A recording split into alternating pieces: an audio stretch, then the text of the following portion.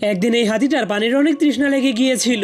এই জন্য সে তার তৃষ্ণা মেটানোর জন্য মরুভূমির মধ্যে পানি খুঁজতে শুরু করে দেয়। কিন্তু সে অনেক খোঁজাখুঁজি করার পরেও সেখানে কোনো পানি খুঁজে পাচ্ছিল না, কারণ সবগুলো পানির গর্তই খালি হয়ে গিয়েছিল। তখনই হঠাৎ করে সে অনেক বড় একটা ডাইনোসরকে দেখতে পায়, যা দেখার পর সে অনেক লোভে পড়ে সেই ডাইনোসরের মাংস খাওয়ার জন্য সেই দিকে দৌড়াতে শুরু করে দেয়। কিন্তু সেখানে যাওয়ার পর সে আর কোনো ডাইনোসরকে খুঁজে পায় না। সে শুধুমাত্র অনেক সুন্দর একটা ফল গাছকে দেখতে পায়, যা দেখার পর সে অনেক লোভে পড়ে যখনই সেই ফলগুলোকে খাওয়ার জন্য গাছ থেকে পারার চেষ্টা করে, তখনই সে অনেক গভীর একটা গর্তের মধ্যে পড়ে যায়। এই জন্য হাতিটা অনেক ভয় পেয়ে সেই গর্ত থেকে বের হওয়ার জন্য অনেক চেষ্টা করতে থাকে, কিন্তু তবুও কোনো উপায় না পেয়ে সে তার চার হাত পা ব্যবহার করে উপরে ওঠার চেষ্টা করে, কিন্তু এবারও সে ব্যর্থ হয়ে যায়। এর কিছুক্ষণ পর সেখানে একটা গন্ডার এসে সেই গাছের মাধ্যমে তার শরীর চুলকাতে শুরু করে দেয়। কিন্তু এরপর সে হাতির কান্নার আওয়াজ শুনতে পেয়ে সেই গর্তের সামনে চলে গেলে হাতিটা তার কাছ থেকে সাহায্য চাইতে শুরু করে দেয়। কিন্তু সেই গন্ডারটা এতটাই খারাপ ছিল যে সে হাতিটাকে কোনো সাহায্য না করে সেখান থেকে চলে যায়। এর কিছুক্ষণ পর সেখানে অনেকগুলো পাখি খাবার খাওয়ার জন্য চলে আসলে তাদের মধ্যে একটা পাখি সেই হাতিটাকে দেখে ফেলে।